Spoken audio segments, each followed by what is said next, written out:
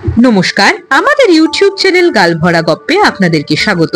বাংলা সাহিত্যের বিভিন্ন সময় সাহিত্যিকদের রচনা দিয়ে সাজানো আমাদের এই চ্যানেল। আজ আমাদের নিবেদন লেখক প্রচিত গুপ্তর লেখা গল্প বুচির বিয়ে। শুনতে থাকুন গল্পটি। কেমন লাগলো জানাবেন কমেন্ট করে। ভালো লাগলে লাইক করবেন, শেয়ার করবেন বন্ধুদের সাথে, আর চ্যানেলটা সাবস্ক্রাইব করতে ভুলবেন না।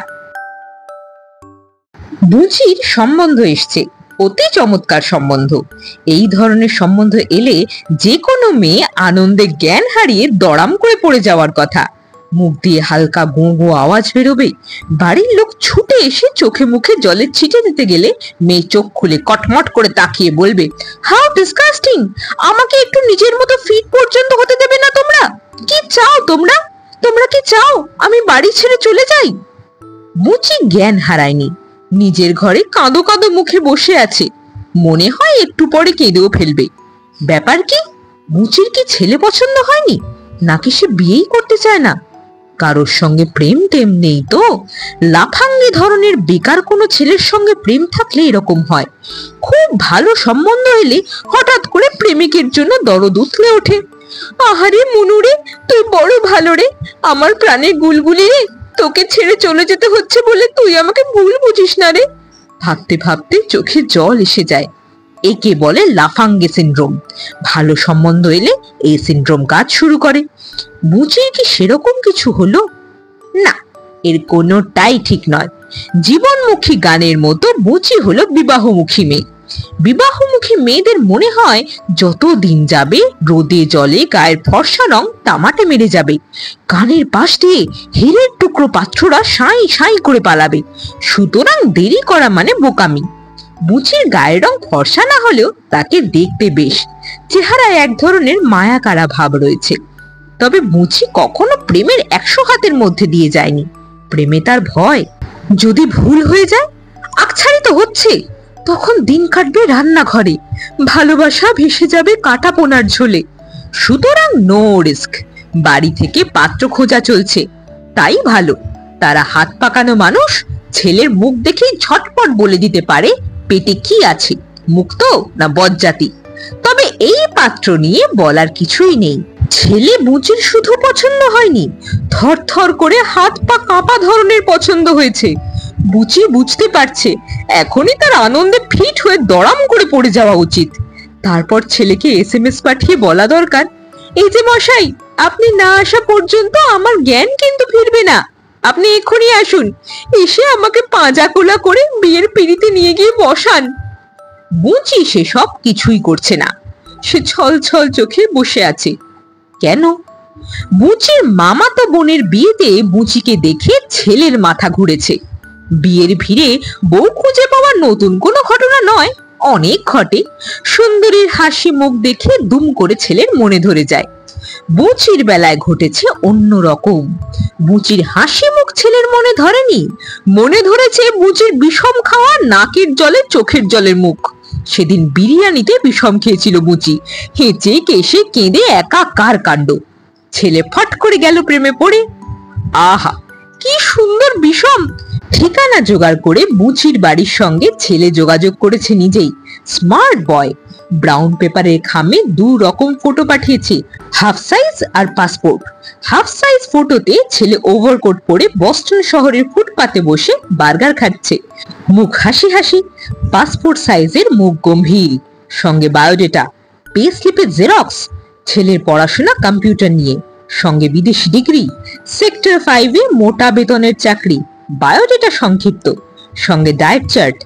এতেই বুঝি ধরাশায়ী। বিয়ের বায়োডেটায় ডায়েট পাঠানো সহজ ব্যাপার নয়। 6 থেকে 8 কোর্সের হেভি ব্রেকফাস্ট করে ছেলে গাড়ি চালিয়ে অফিসে যায় সকাল 9টা বেজে 10-এ। 1:30টায় হালকা লাঞ্চ। লাঞ্চে স্যালাডের পরিমাণ অতি বেশি, ভাতের পরিমাণ অতি অল্প। সন্ধেবেলা জিমে ট্রেডমিল সেরে লেবুর শরবত। 8টার মধ্যে বাড়ি। 9:30টায় ডিনার। একটা রুটি, বড় 1 বাটি ভেজিটেবল স্যুপ, 1 পিস চিকেন, শেষ পাতে পুডিং। ছেলের খাবার মেনু দেখে বুঝি একেবারে পাগল পাড়া। আজকাল লেখাপড়া, মাইনে, বাড়ি গাড়িতে আসল মানুষ চেনা যায় না। আসল মানুষ চেনা যায় ডায়েট চার্টে। এই ছেলের ডায়েট চার্ট বলছে ছেলে বুদ্ধিমান, ছেলে সংযমী, ছেলে দূরদ্রষ্টা এবং ছেলে সুন্দর, সব মিলিয়ে ছেলে সোনার টুকরো। সেই টুকরোর মাঝখানে একটা দুটো মণিমুক্ত থাকলেও থাকতে পারে, বিয়ের পর খুঁজে নিতে হবে। কিন্তু বুচি জানে সেই সুযোগ তার হবে না, কারণ তার আশঙ্কা এই বিয়ে তার হচ্ছে না। আশঙ্কার যথেষ্ট কারণ আছে। বুচির বাবা পরিমল শিকদার পাত্রের খুঁত ধরার ব্যাপারে রেকর্ড করতে চলেছেন। একটা করে খুঁত ধরছেন আর ঘ্যাচাং ঘ্যাচাং করে নাম কাটছেন। এখনো পর্যন্ত মোট 37 জনের নাম কেটেছেন, একে নিয়ে হবে 38। পরিমল বাবু মেয়ের সম্বন্ধ নাকচ করেছেন, কখনো প্রাথমিক স্তরে, কখনো মাঝামাঝি গিয়ে, কখনো কথা ফাইনাল হবার পর, এমনকি কার্ড ছাপতে দেওয়ার মুখেও বেঁকে বসেছেন। মুচি রাগে দুঃখে অপমানে ঘরে দরজা বন্ধ করেছে। বাবার পাগলামিতে রাগ, বিয়ে পিছিয়ে যাচ্ছে বলে দুঃখ, সবাইকে হবু বরের নাম বলে দেবার কারণে অপমান। স্বাভাবিক, প্রতিবারই কাজল দেবী হুলস্থুলু করে বাড়ি মাথায় করেন। পরিমল বাবু থাকেন অবিচল অনড়। কদিন আগেই কাজল দেবী স্বামীকে বলেছেন, কি আরম্ভ করেছো তুমি? এই নিয়ে 3টে নয় 4টে নয় 32টা সম্বন্ধ বাতিল করলে, এর মানে কি? এই ছেলে তো খুবই ভালো, সরকারি চাকরি করে, স্বভাব চরিত্র চমৎকার, তুমি কি চাও না তোমার মেয়ের বিয়ে হোক? পরিমল বাবু নির্লিপ্ত ভঙ্গিতে বলেছেন, মেয়ের বিয়ে চাই, কিন্তু মেয়েকে জলে ফেলে দিতে চাই না।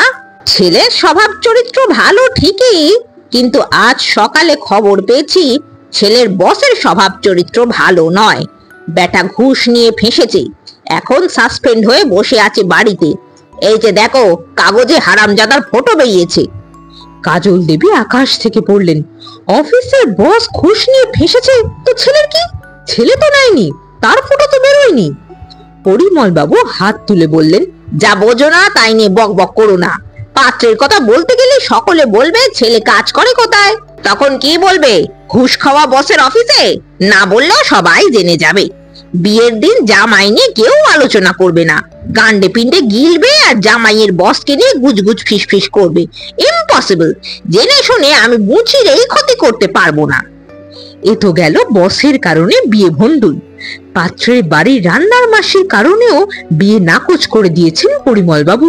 সেই ছেলেকেও বুঝি পছন্দ করে ফেলেছিল, গুণের জন্য নয়, রূপের জন্য। লম্বা চওড়া হ্যান্ডসাম ছেলে, একটু লাজুক, মেয়ে দেখতে এসে মুখ তুলে কথা বলতে পারেনি, পায়ের বুড়ো আঙুল দিয়ে শুধু মেঝে খুঁটেছে। চলে যাবার পর কাজল দেবী বিরক্ত হয়ে বলেছিলেন, ছেলে একটু মেনিমুখো। পরিমল বাবু বললেন, মেনিমুখই ভালো, হুলোমুখো ছেলে গোলমাল করে। এই ছেলে বুচির কন্ট্রোলে থাকবে, আমি একেই ফাইনাল করছি, তোমরা ব্যবস্থা করো। বুঝে ইচ্ছে করলো ছুটে গিয়ে বাবার গলা জড়িয়ে ধরে। সুন্দর বরের স্বপ্ন তার অনেক দিনের, সেই বিয়ে বাতিল হয়েছিল 7 দিনের মাথায়। পরিমল বাবু হবু জামাইয়ের বাড়ির খবর জানতে লোক লাগিয়েছিলেন। সে খবর দিল, বাড়ি খুবই সুন্দর, তবে ছোট প্রবলেম আছে। ছোট প্রবলেম? কি সেই ছোট প্রবলেম? বুচির হবু শ্বশুর মশাই নাকি ছোট মাছের ভক্ত, মৌরলা, পুঁটি, ছোট ট্যাংরা। তাদের রান্নার মাসি এই নিয়ে রোজ গজগজ করে। ছোট মাছ কাটাকুটিতে সে আর নেই, এমনকি কাজ ছেড়ে দেবার হুমকিও দিয়েছে। পরিমল বাবু থমথমে মুখে বললেন, বিয়ের পরপরই যদি রান্নার মাসি বিদে নেয়, তখন হাঁড়ি ঠেলবে কে? বুচি। ছোট মাছ কাটবে কে? বুচি। No, never. বুচির 34 নম্বর বিয়ে বাতিল হয়েছিল পাত্রের বাড়ির কারণে নয়, পাত্রের পাশের বাড়ির কারণে। খবর এলো পাত্রের ঠিক পাশের বাড়িতে কি এক কিশোরী শেষ রাতে উঠে গলা সাধে, বিকট গলায় সারেগামাপা। পাড়ার লোকের ঘুমের দফা রফা। পুলিশে কমপ্লেন হয়েছে, লাভ হয়নি। এই দেশে বিকট স্বরে গলা সাধা বন্ধের কোনো আইন নেই, উল্টে এখন মেয়ের সঙ্গে মাও যোগ দিয়েছে, ফলে অবস্থার আরো অবনতি ঘটেছে।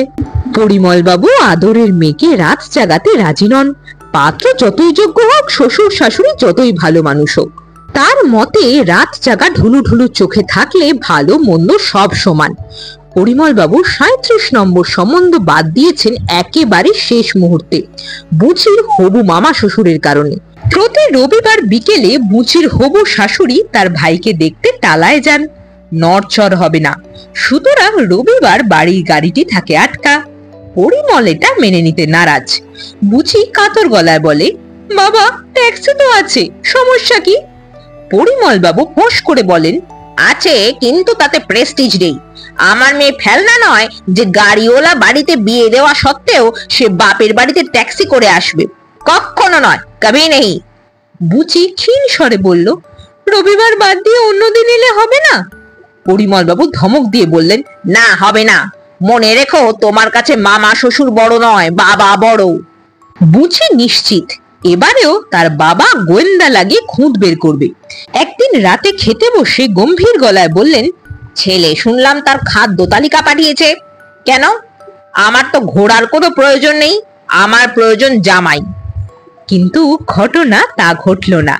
যা ঘটলো তাতে মুচির চোখ উঠল কপালে। কাজল দেবীর ফিট হওয়ার জোগাড়। ভায়া বুচির মামাতো বোন পরিমল বাবুর কাছে গোপন খবর এসেছে। শুধু বিদেশি ডিগ্রি, বড় চাকরি নয়, পাত্র ঘর ঝাঁটেও এক্সপার্ট। ভ্যাকিউম ক্লিনারে সাহেবি ঝাঁট নয়, দেশি ফুল ঝাড়ুর প্যাঁচ মারা ঝাঁট। খাটের তলায় আড়াই, দরজার কোণে 1.5। কবজি আর কনুইয়ের নিখুঁত ছন্দ জানে। থেবড়ে বসে ঝাঁটা চালানোর সময় ছেলের কানে থাকে আইপড। গানের তালে ছেলে মাথা নাড়ে, বিড়বিড় করে লিপ মেলায়। কম্পিউটার এবং ফুল ঝাড়ুর এই কম্বিনেশনে পরিমল বাবু বিস্মিত, মুগ্ধ, গদগদ। তিনি ঘোষণা করেছেন, জামাই হতো ऐसा। ছেলে রাঁধতেও জানে, চুলও বাঁধতে পারে। আমার মেয়ের ব্যাড হ্যাবিট সব ঝেঁটিয়ে বিদায় করতে পারবে। আজই ডেট ঠিক করো, ক্যাটারারকে ফোন লাগাও। এই, কে কোথায় আছিস? শুনছিলেন লেখক প্রচ্যুত গুপ্তর লেখা গল্প বুচির বিয়ে। কেমন লাগলো গল্পটি জানাবেন কমেন্ট করে। ভালো লাগলে লাইক করবেন, শেয়ার করবেন বন্ধুদের সাথে, আর চ্যানেলটা সাবস্ক্রাইব করবার অনুরোধ রইল। তাহলে অপেক্ষা থাক পরবর্তী গল্পের জন্য।